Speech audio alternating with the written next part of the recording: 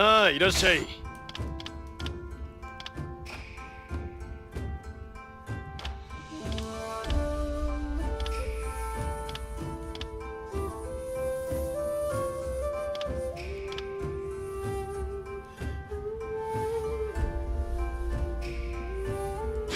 またのお越しを。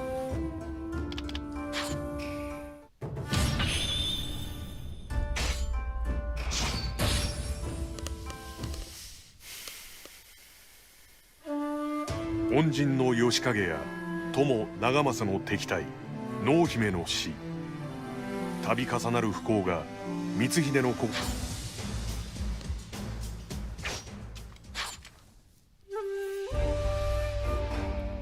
使命を果たす。 Alright, we're just gonna curb stomp this. Actually, 使命を果たす。乱世に抗おうぞ、光秀。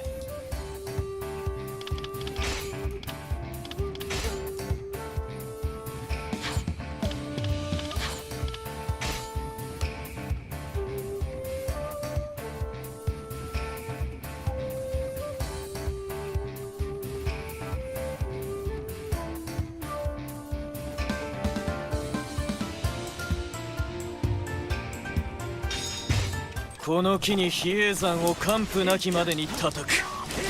敵方に加担する者は見つけ次第討ち取れ。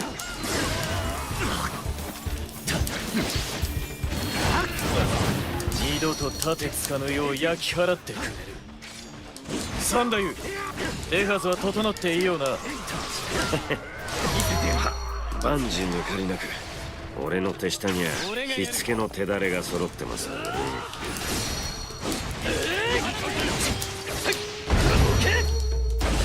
攻めてきたぞ。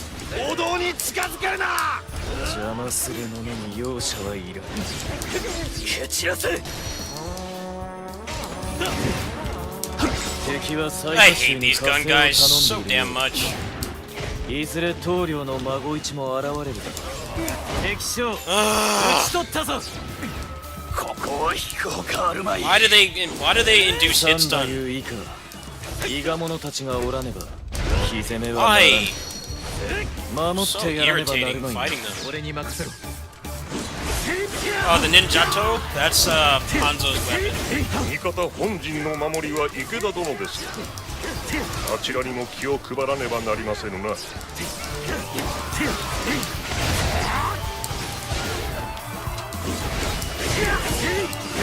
最下手 Why is this stuttering so much? 邪魔するか。先に片付けておけ。いずれこの山も炎に包まれるのか。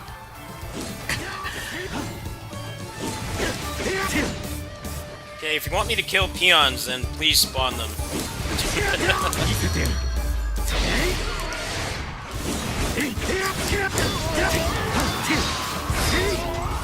手綱で終わる。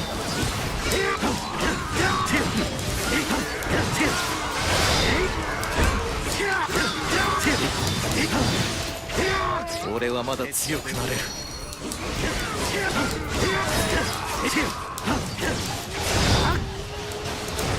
ほら焼き払え。俺がやる。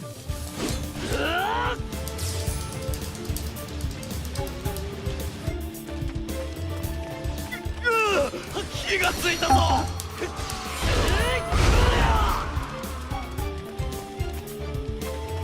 よし火をつけろ。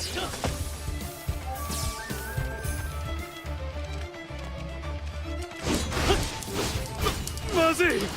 大切なお堂に火の手が。 Look at this! Why can they just lock you in hit stun こっちにま forever? で火の手が。 And then when you fight an officer, they just walk through everything you do. It's so dumb. 火に追われて出てきたから。 You can get put in hit stun forever, but they walk out of anything. Heaven forbid you actually try to do something besides just your strongest charge attack. Some things in this game just really get on my nerves. こりゃひどいな。あの時俺が信長を It's 仕 not a 留めて criminal や sin to let me actually do something besides button mash. They don't want that. They really do just want you to just do your strongest move over and over. 敵将討ち取ったぞ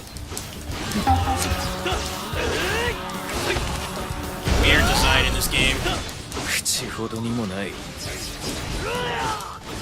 逃げおおせたか次は奴の雇い主を探り出さねば棟梁が引いちまっただとおいおい俺らだけでどうしろってんだ霊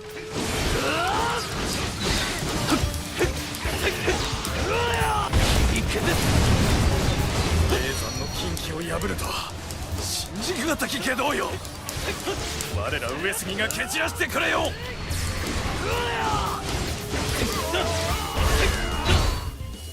承知した上杉いらぬ干渉全軍上杉勢を迎え撃て上杉が敵の火星にもしや謙信殿調子が出てきたぜ野郎ども焼き討ちを進めるぞ俺がやるへえ気合入ってんな者ども急げ根本中道を守るため織田の奴らを押し戻すのだ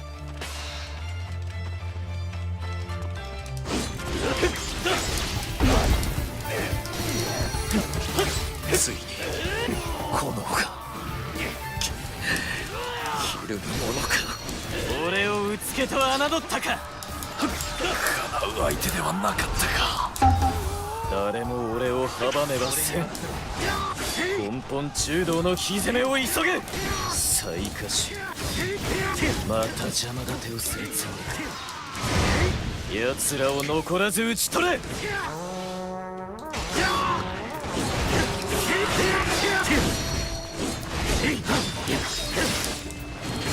俺の力の礎となれGotta. 叶う相手ではなかったか Like how he mentioned power. He said Chikara, but then the translation doesn't mention that word at all. It's always been like that though. 邪魔者どもは Muso games, they don't like do literal translations. I think they try to like spice it up, but with the Japanese, I know I definitely catch on. Certain things they say are like not what they actually said. 根本中道が But they've used that style of translation for forever, since like the PS2 days pretty much. しつけはもう十分だ忍びたちをあとは好きに暴れてやれ Direct translation is kind of a mixed bag. Sometimes it's better to try to make it more understandable for other cultures. Like when people have like a Kansai dialect in these games, they usually make it seem like they're like southern or something, which I guess is like the closest you can get in their culture. But it's a turn off for some people. Some people don't like that. There's no right way to do it, really.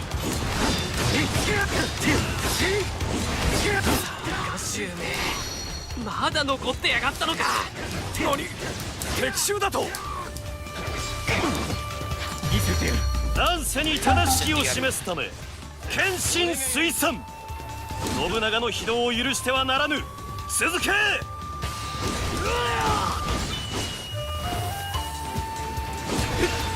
り謙信殿も来たか信長殿を守らねば勝利条件変更承知した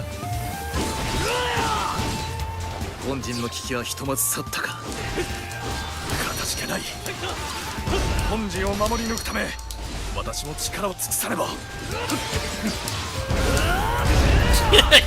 Just one charge attack. As annoying as it is that they really want you to play the same two characters for like 30 hours. They do make it pretty painless. Nobunaga doesn't even need an upgraded weapon. It does such insane damage.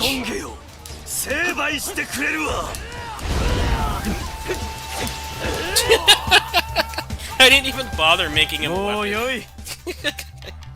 俺たちの勝利だ。 Took off that whole health bar in seconds. Just makes the skill tree system feel even worse, though, because these two are like the only ones that have unique stuff in there. None of the other characters have that kind of power in their skill tree.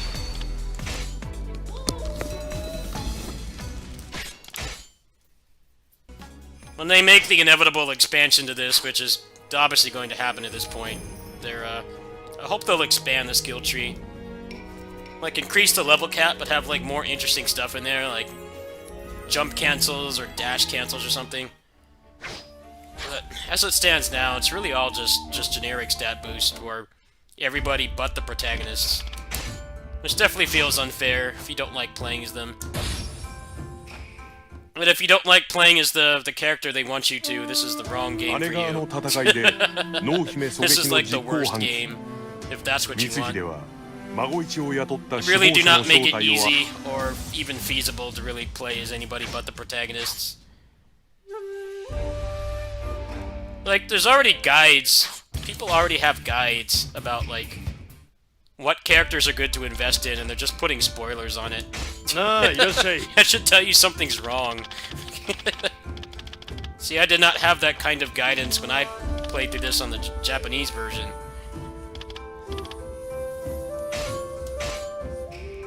I think you guys definitely have it a bit easier than I do. Than I did, at least.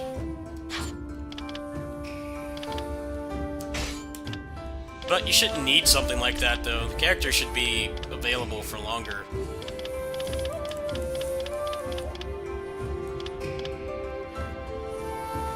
I don't think I could turn any of these into a good weapon for Nobunaga, but I don't really think he needs one anyway. He's already demolishing everything. Let's go ahead and work on this. The attack speed, of course.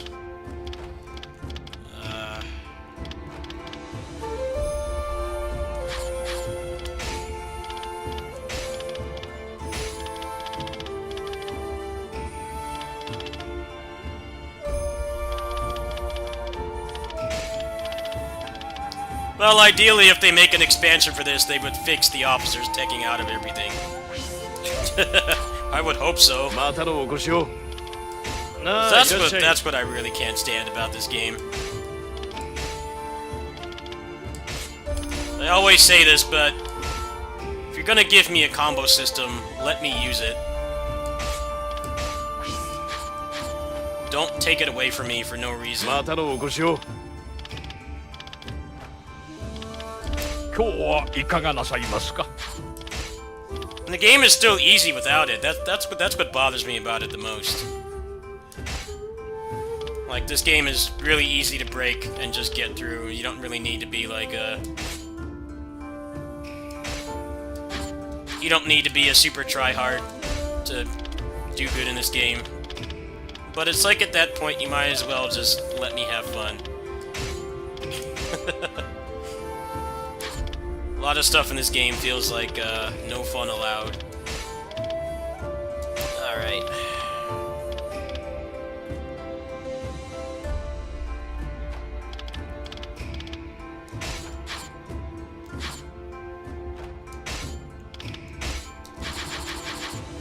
It's a problem in a lot of action games, though, is it's like they clearly don't want you to just combo things to death.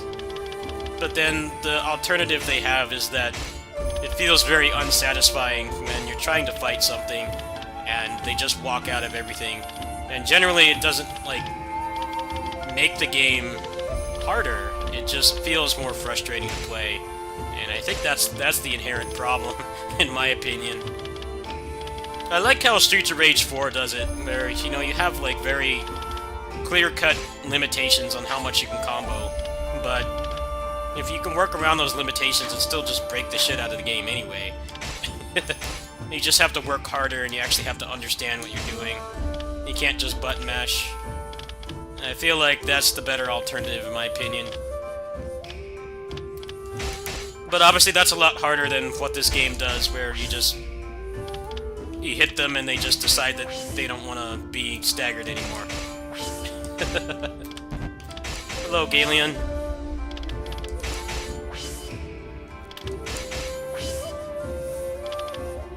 I think I got everything. Yeah.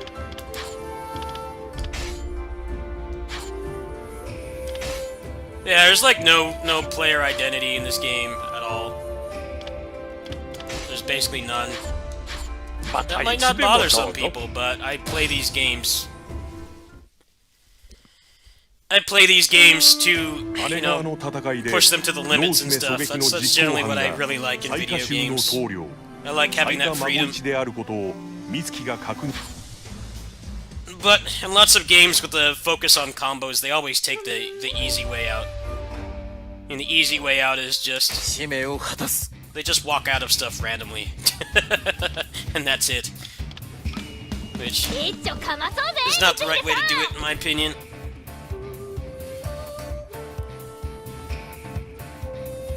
But it's harder to just actually make a combo system that limits you, but still allows you to be creative.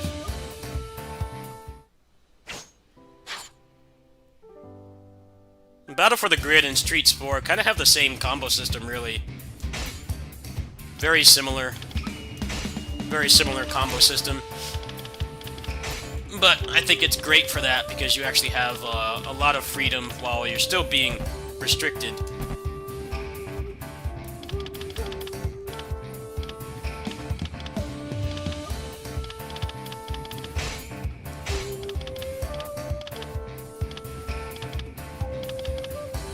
Yeah, it's always hilarious how they like dumb games down. They dumb games down, but then the net play, the bad net code means that people don't really like to play it anyway. It's like, okay, you dumbed the game down this much, but the game's still unplayable online, so... If you think a hardcore person is gonna put up with that, most of them aren't these days. What do you think a casual is gonna do? The game is laggy. It doesn't matter how much you dumb it down. They're gonna go play something more popular. They're gonna play like Overwatch or Apex Legends or Valorant or something because netcode is much better in those games. A lot of that is, yes, it's because of the style of those games. It's less Twitch based. But somebody who's not hardcore into fighting games, they go online and it's unplayable. They're not going to stick around. マキシマ城にこもっているようだ Accessibility is very important, but you can't let it just take over everything.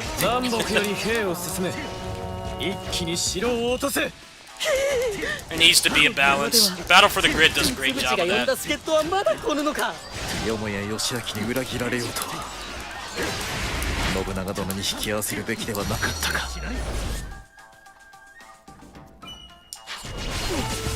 俺の力の礎となる力及ばずかおうやるではないか任せろ No, accessibility is very important. It's just that it's usually approached in the wrong way. Like, Battle for the Grid is really easy to pick up. It's a very easy game to pick up and play. You don't have to be, you know, a sweaty try-hard to get into that game. However, there's a lot of depth to it, so... If you want to be sweaty, you can. And a good player is always going to beat a beginner in that game. There's so much crazy shit you can do in it.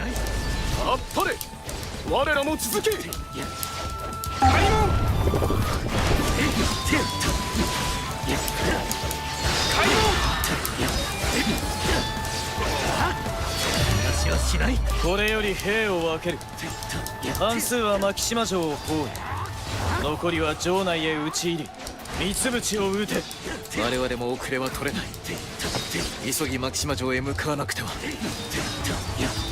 ダメだ私は死ぬのだ遅いまだ火星は到着せぬのか残りの兵を出し城門を固めておけ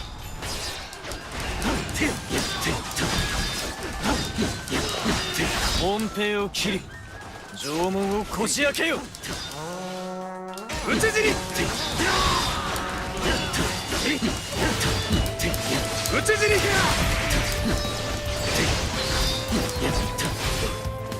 私はしない。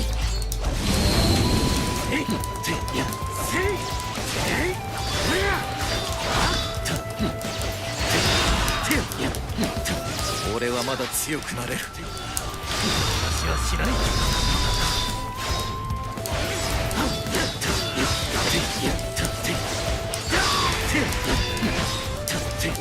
俺はまだ強くなれる。開門。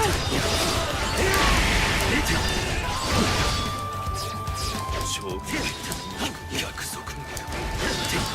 この三つ淵が必ずや成敗してくれるわ。私はしない。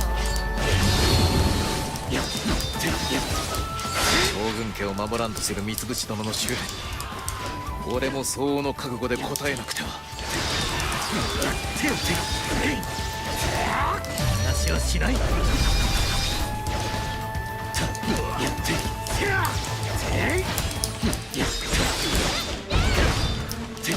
はしない。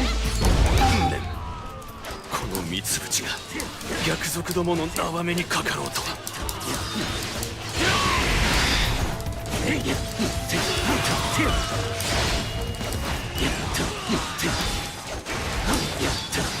もはや義明に逃れる術はない。絶望とともに己の武功を食いるがいい。ええもの入ってくるでない。話はしない。どう見ても勝敗は決してるってのに、いつもダダをこねるんだか。仕込みに手こずっちまったが、織田勢の包囲はなったぜ。蜂の巣にしてやれ。ま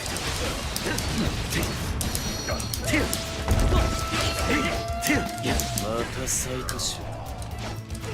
どこまでも目障りな連中だ。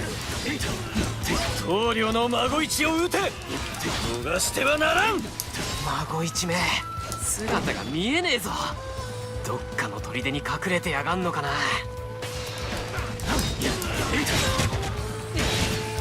I think Grid is like one of the best fighting games out right now. It's a shame that people won't play it.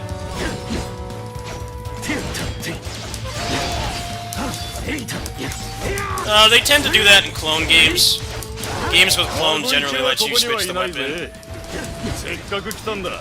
Which, as I said before, is a band-aid on the problem. You can give everybody this weapon and just plow through the game, but 少し遊んでいけ。 that's not a solution to こ me. れくらいにしといてやるか。俺も忙しいんでね。 The moveset should be good enough and there should be no clones, so that I don't feel like I need to do this to have fun with the game. 相手をしてやる。話はしない。義明を勝たせなきゃこっちは大損だ。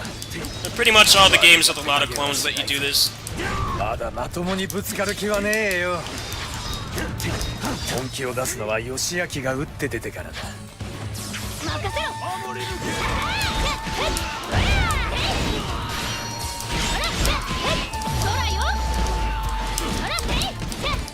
That's why some people max out the dojo first in this, because 後でまた会おうぜ。 it essentially allows you to俺に任 just use this weapon, 王族の鉄砲隊も布陣させ、 which is not a solution in 包 my 囲を厚 opinion. くしろ。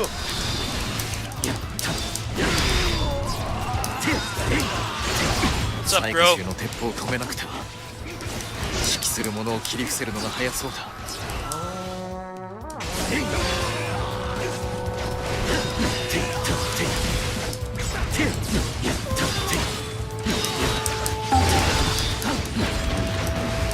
あ、もう最下衆のやつら逃げたり出てきたり落ち着かねえな。あれが最下衆の戦い方というわけだ。ならばこちらも攻め方を変えねばならぬ。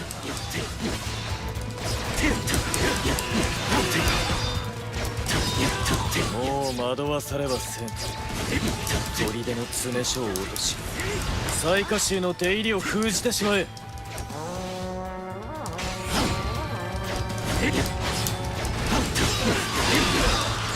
天下無双、それほどの力の俺に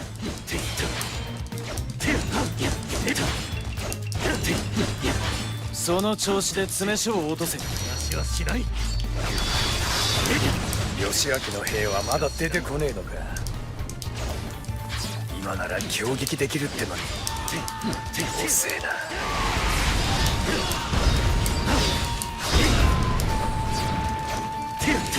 任せろ。ほらへいや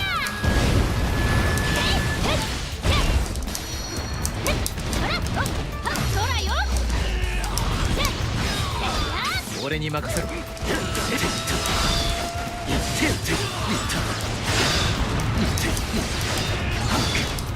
話はしない。捕まりゃしねえぜ。あばよ。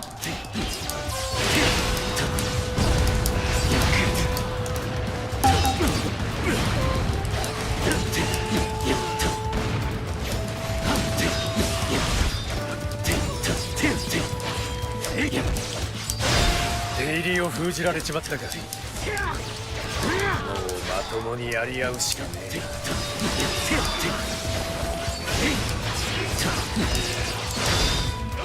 これでようやく追い詰められよう。速やかに孫一を討ち取れ。では雑賀衆も頼りにならん。打って出てはならんぞ。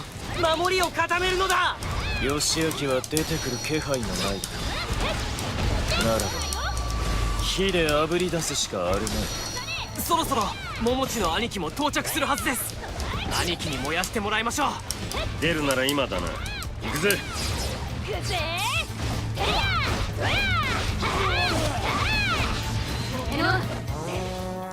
敗北条件変更。おい、敵の忍びが城に向かってるぜ。何か仕掛けられる前に始末しちまおう。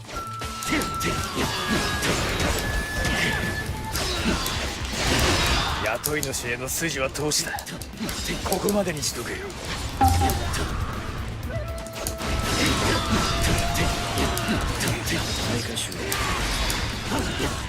連中が近づく前に始末してくれ。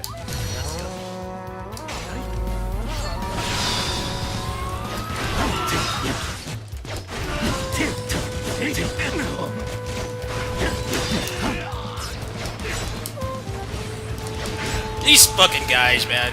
The hitbox on them is insane. You'd be like nowhere near their character model and you still get the recoil animation. Really obnoxious.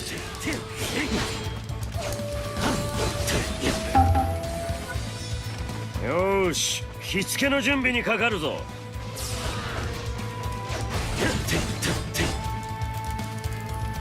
いい頃合いだ。城に火を放て。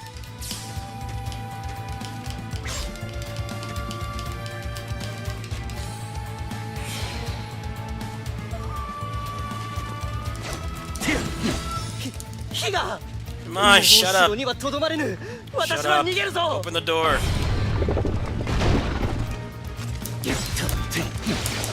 開門しはしない。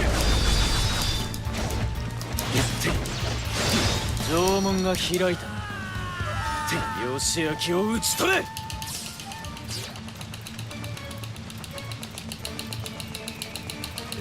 無礼者、近寄るな。私はこんなところで死にとうはない。ど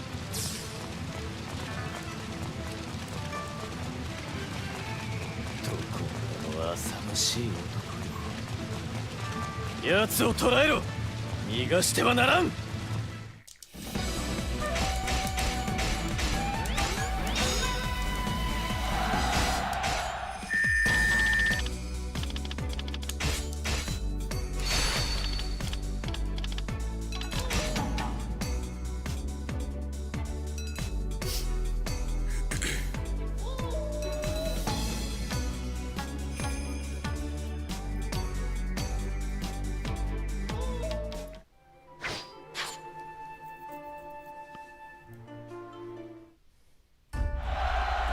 Oh boy, another katana clone. Wow, I don't already have an army surplus of people who use the katana. I'm thrilled.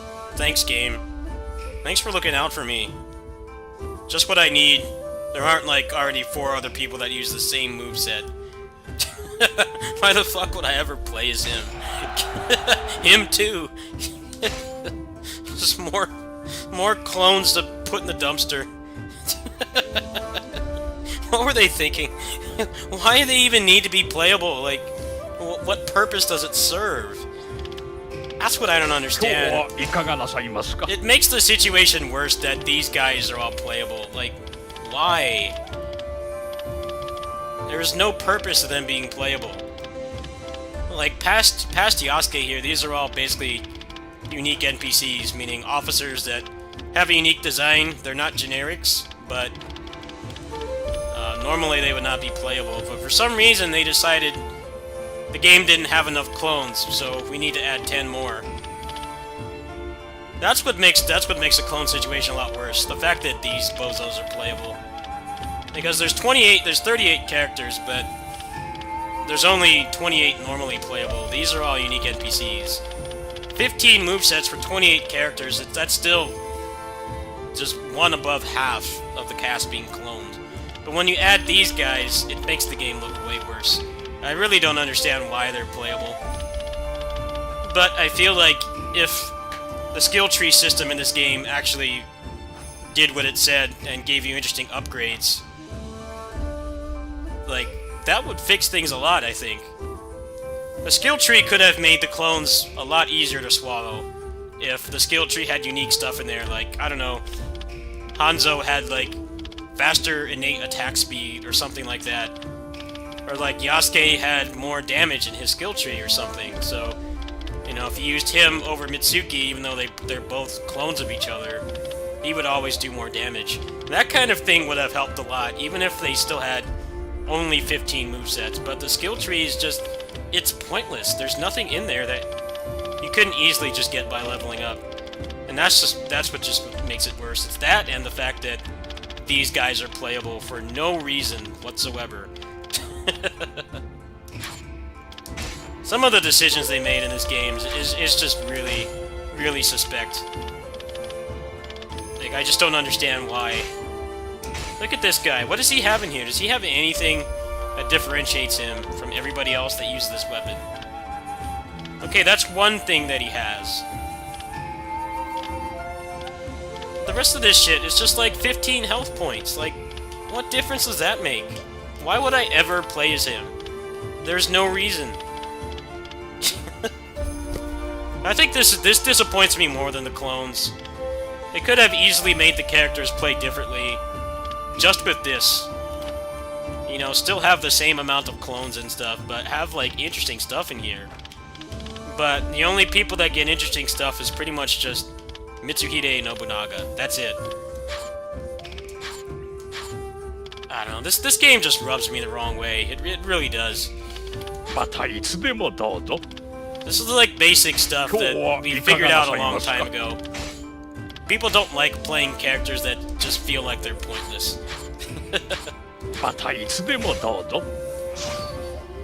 The problem with this community is they want like 800 characters in every game and they want them all to be unique.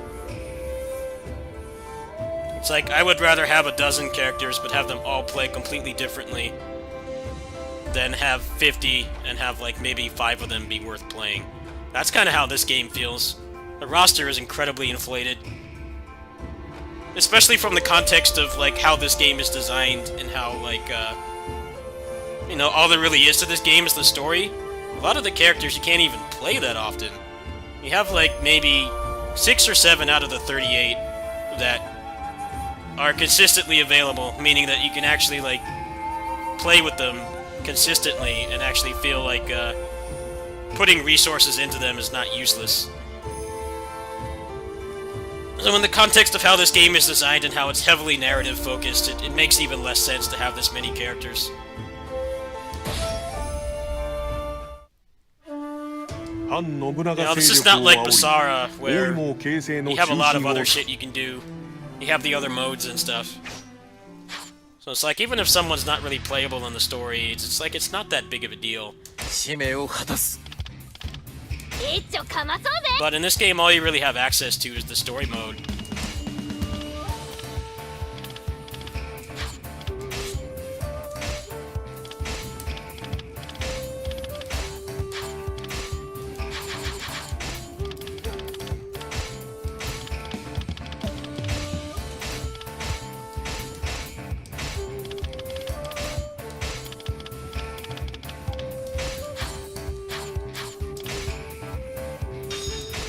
この利根坂にておれば義景様を討ち過去と決別する。もはや勝機は逸しました。急ぎ一条谷まで撤退し再起を図るのです。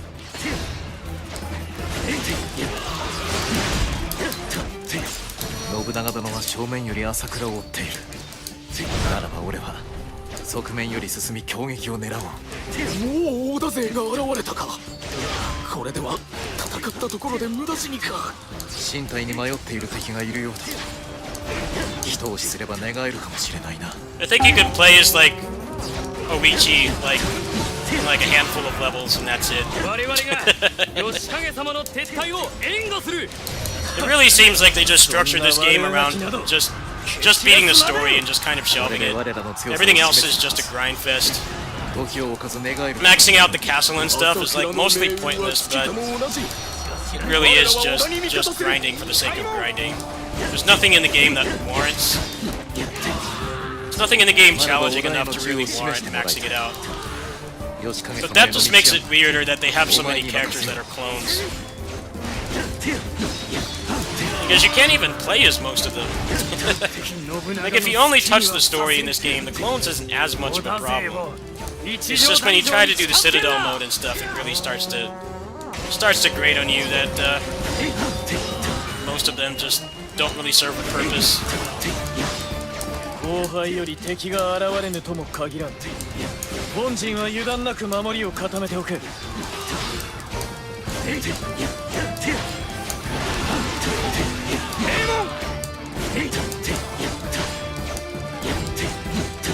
討ち死に討ち死に討ち死に討ち死に殿に急ぎの用がある。開門開門。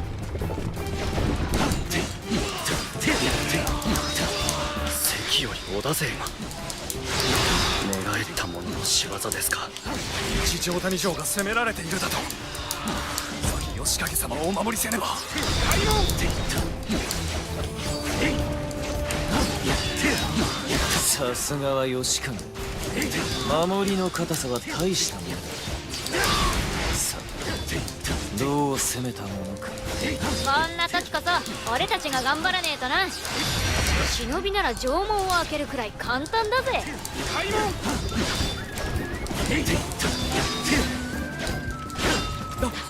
誰だ。勝手に城門を開けたのは。敵を放っとくわけにもいかねえな。俺がコテンパンにのしてやる。今が好機。一気に一条谷城を攻めろ。越前の者たちが織田の犠牲に。討ち死に討ち死に。ほらよ。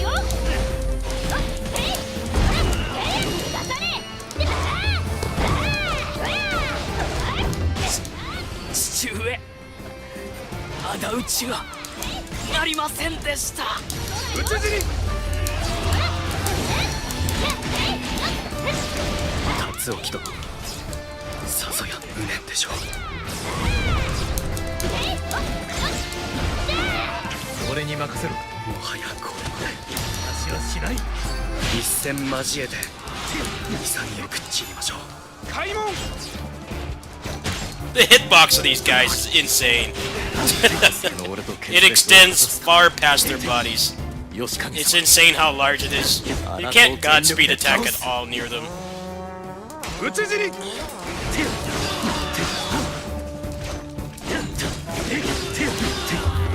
You can be like all the way on the side of their character model, nowhere near their shield. You'll still get hit by it. 謙信、聖堂を汚す者たちを討つべく推賛。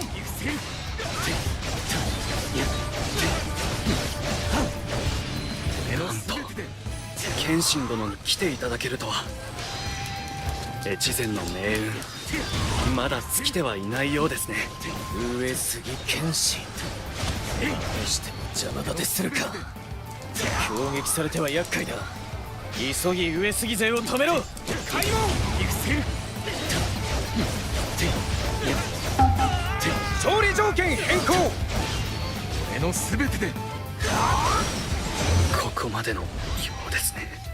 光秀、悔いのない道を進むのですよ。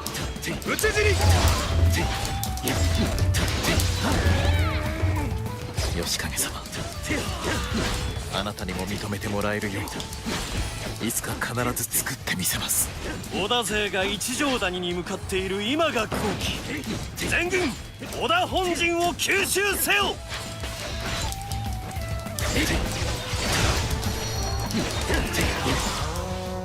剣心と成功法で当たるのは得策ではない。先に上杉の兵力を削っておけ。話はしない。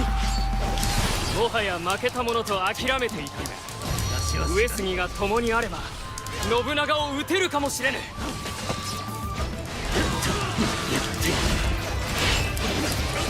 我らには軍神と称されし謙信殿がいる。織田勢などにひるみはせぬぞ。そんな義景様が。急げ。急げ。討ち死に。討ち死に。朝倉の軟弱な武者どもなど織田の敵ではないわ。話はしない。援軍を得た今こそ反撃の好機とはいえ、勢いのある織田勢をどう攻めたものか。開門。討ち死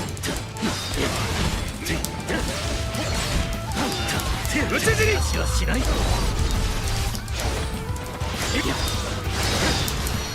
俺の力の礎となる。耐えきれん。聞かせてもらう。その強さ、高潔さ、我が世に欲しい。叶う相手ではなかったか。よし、気を引き締めて本陣の守りを固めておくぞ。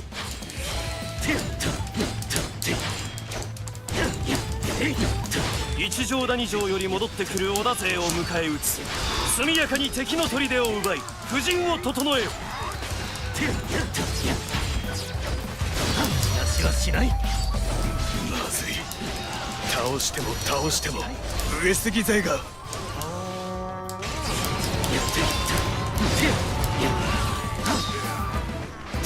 天下無双、それほどの力が俺に。よし、上杉勢を押し戻すぞ。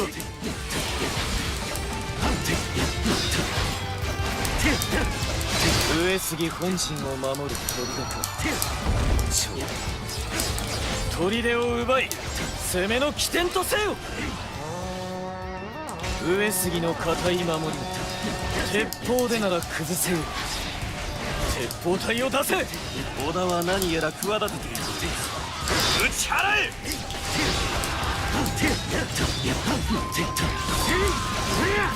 こちらの動きに気づいた。邪魔はさせるな。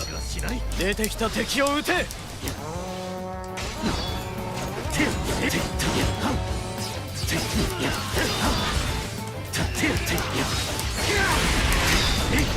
上杉兵とて恐れるに足りぬぞ。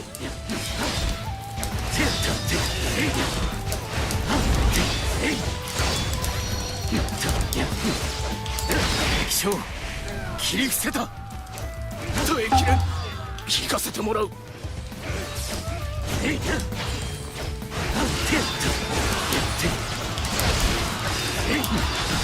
て。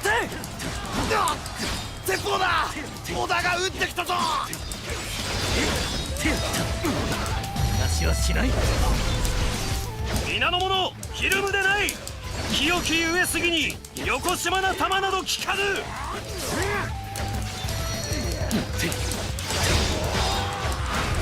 義景に刃を当てライオンを仇で返す愚行。恥を知れ。非難は甘んじて受ける。だが今の俺に一切の迷いはない。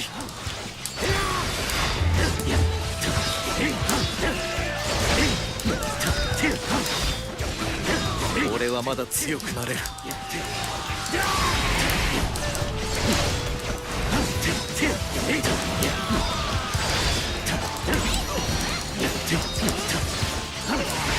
話はしない。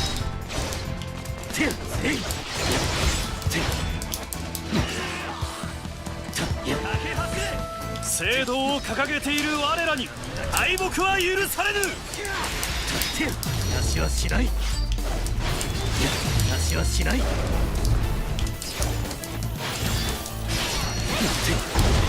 話はしない。 This weapon. 決して俺 This freaking weapon. これで Why can't they all be like this? Actual fluidity and combo freedom. Instead, you're just glued to the ground in this game. Why did they give one weapon something that makes the game so much better? Actually having a dash cancel that's not tied to a meter or cooldown. Why would they make something like that and then only let you use it on one weapon? It just boggles my mind. The game is so much more fun when you use this, but it also just gets homogenized because you just put it on everybody and it's leaps and bounds better than every other weapon in the game in terms of how fun it is to use and its effectiveness. It's one thing if it's fun to use, you know, that's kind of subjective to people, but you see how fast I move faster than a horse. I don't even need to use the other character because doing the Godspeed attacks actually gives you a lot of forward momentum. The other weapons, your forward momentum stops after like the first attack, or it gets greatly reduced. But with this, you just cancel the Godspeed attack into the dash and then do it again, and you literally teleport across the map. Like, what the hell, man?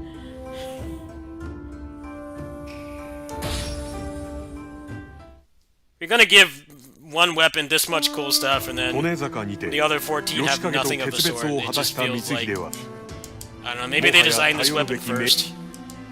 しかし What makes it worse is that Yeah. the weapon is still best used on Nobunaga because he has that proc chance to summon that explosive fart thing on charge attacks. And with that weapon, you're going to be doing charge attacks non-stop. And then he also, in his skill tree, he has a lot of just flat attack speed bonuses. So it's like, not only are they the best characters, no contest. If you put that weapon on them, they're even more busted. There's very little reason to use anybody else.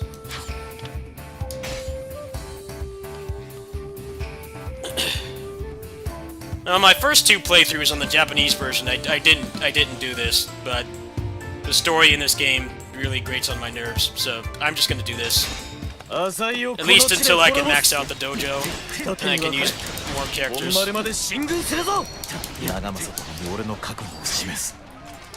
This game just feels amateurish, how it's designed in some ways. 親父たちに送れ And ない then よ in other ways, it's like ingenious, letting you 邪魔するやつ take any らは weapon and 手 turn 伝 it って into やる another class is really cool. But then in standard Musou fashion, they take steps back. Like you can't edit stuff on weapons. You have to completely break it down, which I don't understand why. You make it easy to just play a character right away. 先に It's 目 like 障 no りな grinding, 敵兵を始末 but するぞ heaven forbid if you you make a mistake on your weapon and you let the game save. 対に負けない That weapon's permanently broken, 一度下がると messed を up. 迎え撃つ準備に入る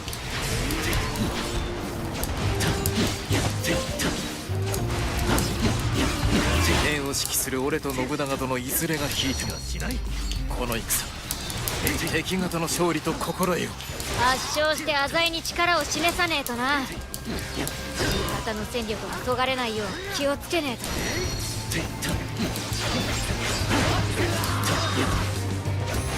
敵だよしぶっ飛ばす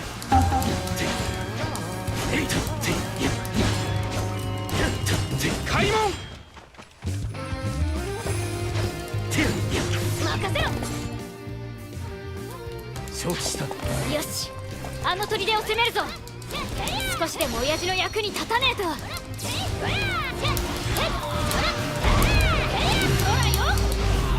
の砦を落とすのが我らの役目。ご助力を願いたい。俺に任せろ。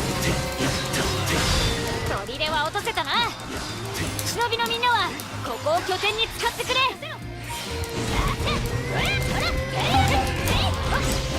俺に任せろ。騎兵はあらかた片付いた。よし、砦に火をかけろ。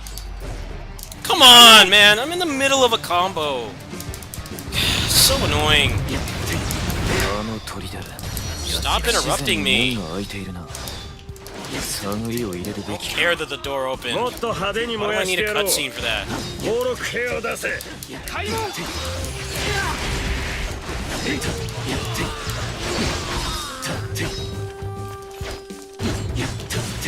任せろ。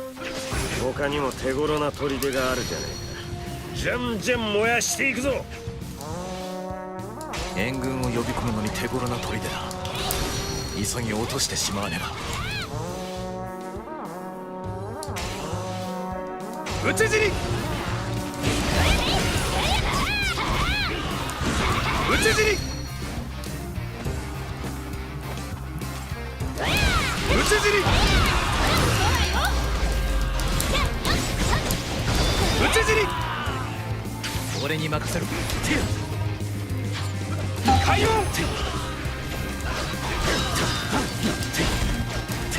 よし、このまま本丸までかけよう。ほう、たくましくなったものだ。しはしない。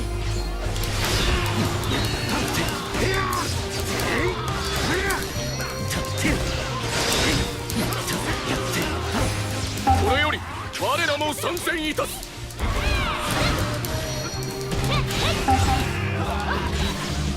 俺に任せろ。よし、この間な、火をつけろ。開門。織田の軍勢が近づいてきた。これ以上進ませるわけにはいかない。開門。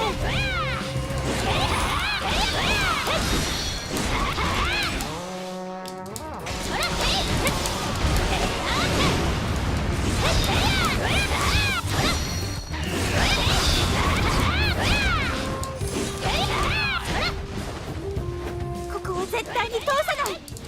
兄様の思い通りにはさせないんだから。なあお市さん、戦わなきゃダメなのかよ。親父のことそんなに嫌いなのか。兄様が嫌いとかそういうことじゃなくて、私は長政様と同じ道を歩みたいの。一、無事か。俺も共に戦うぞ。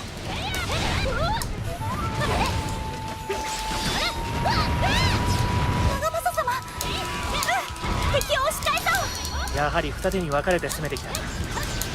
地の利は俺たちにある。敵の背後をつけ。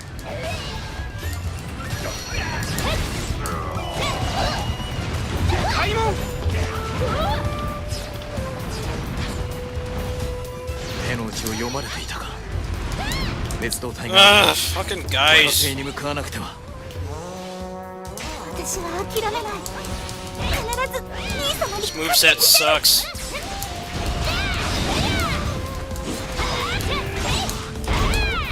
我らの出番だ。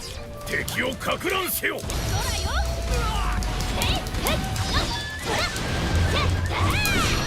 長政さん、なんで折れねえんだよ。目指す先は親父とそう変わらねえはずだろ。いや、信長のやり方で築く天下なんざ俺は見たくもねえんだよ。討ち死に。俺に任せろ。さすがに強い。だがまだ負けたわけじゃねえ。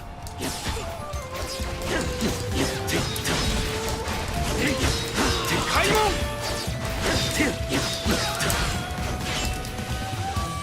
本丸への道が開いた。しはしない。進軍するぞ。いざ参ろうぞ。しはしない。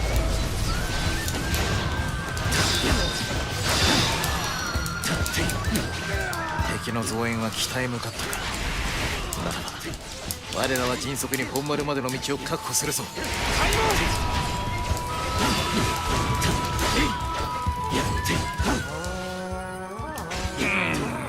Of course you want me to go all the way over there. 分かったぜ。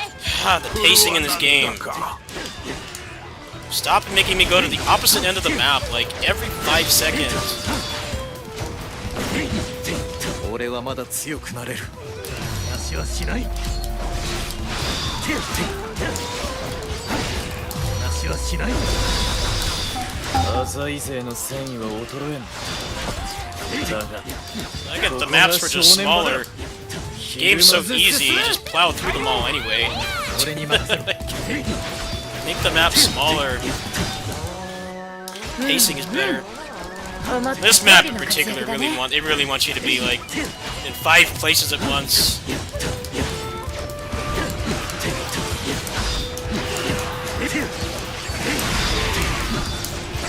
俺はまだ強くなれる。 I think I could just teleport over there. This still takes a while, even with the fastest traversal in the entire game. 話はしない。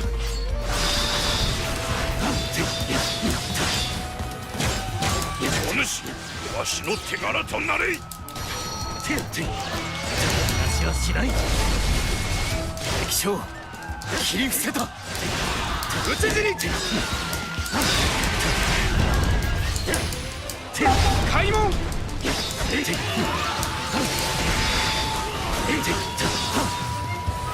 Would you go over there, please? I told you to go over there like 50 times. これでいい。 Take even longer to get over there. 本丸へ進むぞ。一、お前は逃げろ。これ以上俺に付き合う必要はね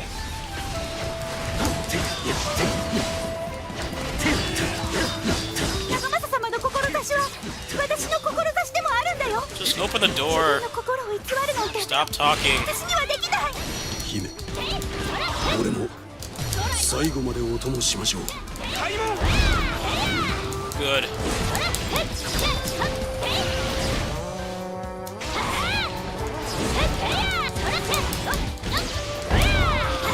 天下無双。それほどの力が俺に。俺に任せる。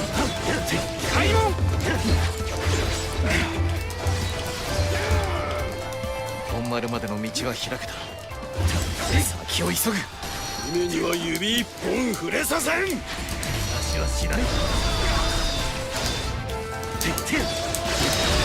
姫が戦場に立つ限り俺は全力で守るのみ。勝家殿、手強い相手が残ってしまったな。なあ光秀さん、これで本当にいいのかよ。長政殿が折れない以上やむを得まい。相応の覚悟なくして天下一新はならない。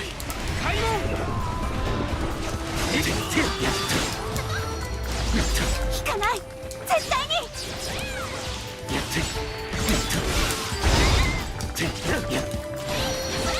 ここで倒れても悔いはない。話はしない。全力で兄様たちを倒す。話はしない。 Damn it. その覚悟に俺も応えよう。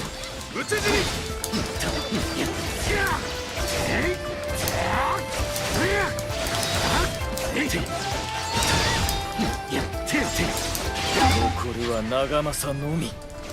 行くぞ。話はしない。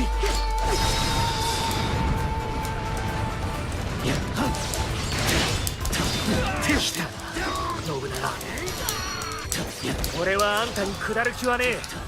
Come on, go in the second phase, please. Thank you. 愚直なやつだ。話はしない。長政、ここで決着をつけさせてもらうぞ。光秀、お前もようやく腹をくくったようだな。ならば遠慮なく行くぞ。お互いに己が信じる正しきことのため、見切れはしまい、全力で戦おう。長政殿、ここまでか。You hear that a lot. Kokomareka.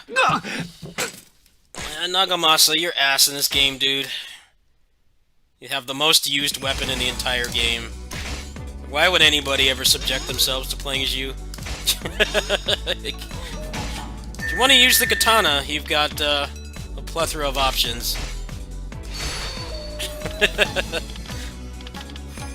Literal surplus of characters with that same moveset.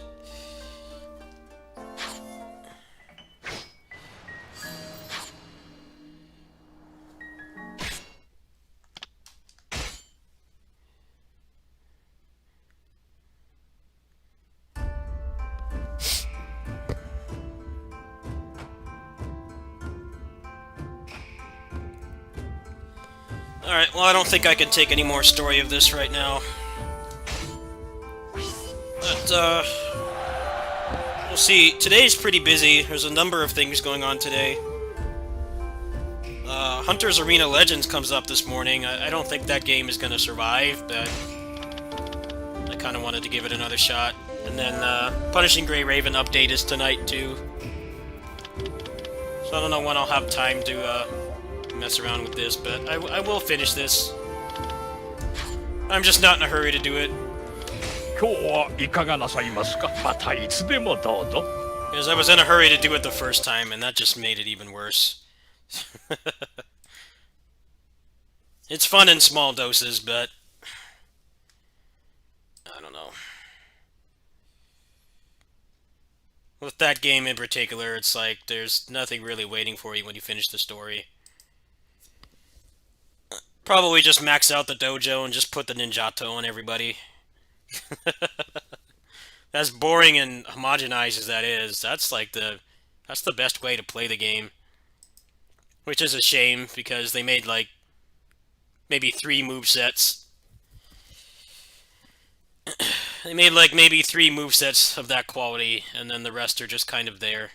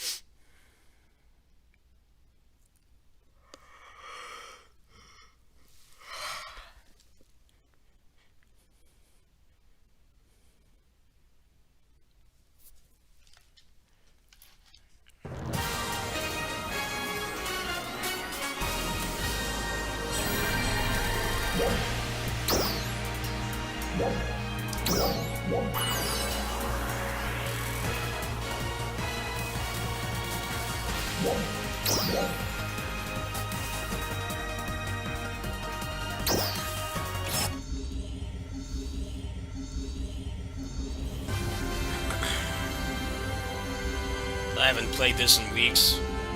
I hope the Braver's good. What little they showed looked pretty interesting, but it's not gonna fix the problems of this game. It's just like not really having much to do. Good to see you.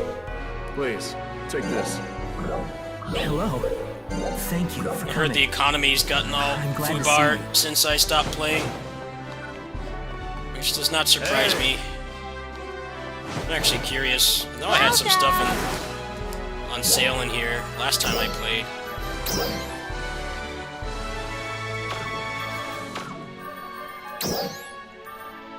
Wonder if you can actually still search for things in here without it freaking out. Like, doesn't actually show you stuff.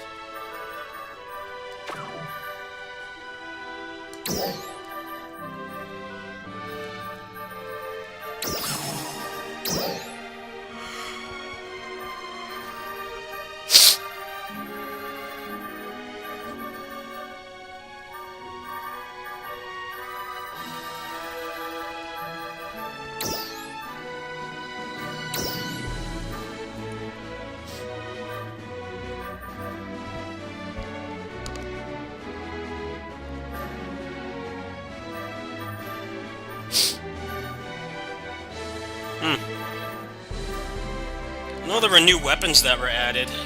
Let's look into those.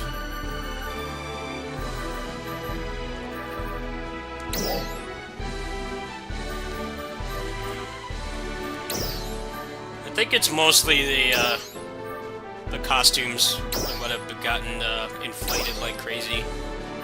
Well, this stuff seems to be mostly the same price.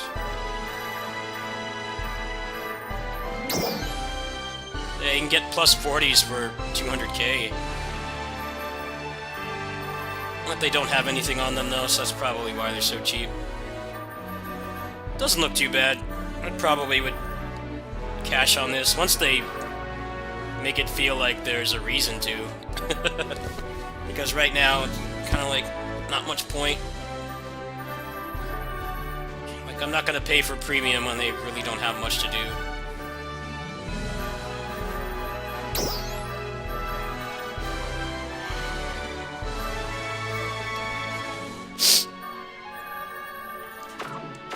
See you later.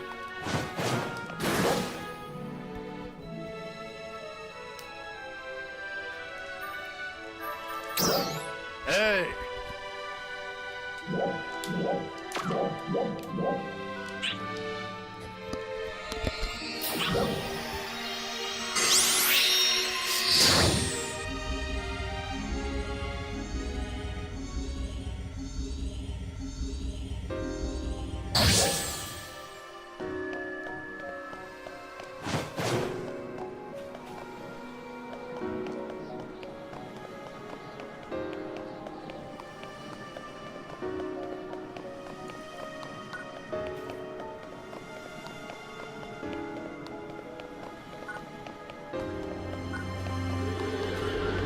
Well, I'm the only person in the instance. This game die already?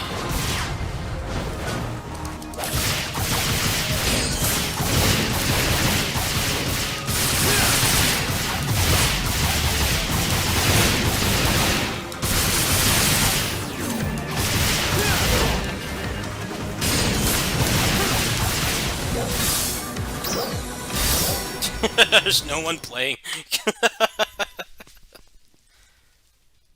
New Genesis is a good game, but they definitely screwed up by releasing it in the state it's in. It really does not feel like a full release. It feels like it's early access. I mean, the original game was definitely a lot like that too, but I don't know. It's been a couple months now, and they really haven't added much of anything.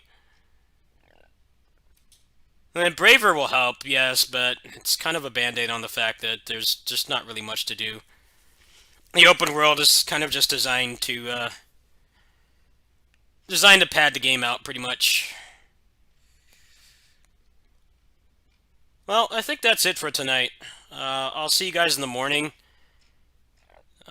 Hunter Arena Legends is going to be getting an update, or it's coming back out of early access. Which is kind of hilarious because it's been in early access for like a year, but nobody was playing it. So this entire time they've been working on making it better, but instead of like advertising the game and trying to get people to play it, they just ghosted everybody for like a year. I don't think their plan's going to work. I mean, the fact that they have it on PS Plus, they might get like a Fall Guys kind of thing going, but I think the odds are against them.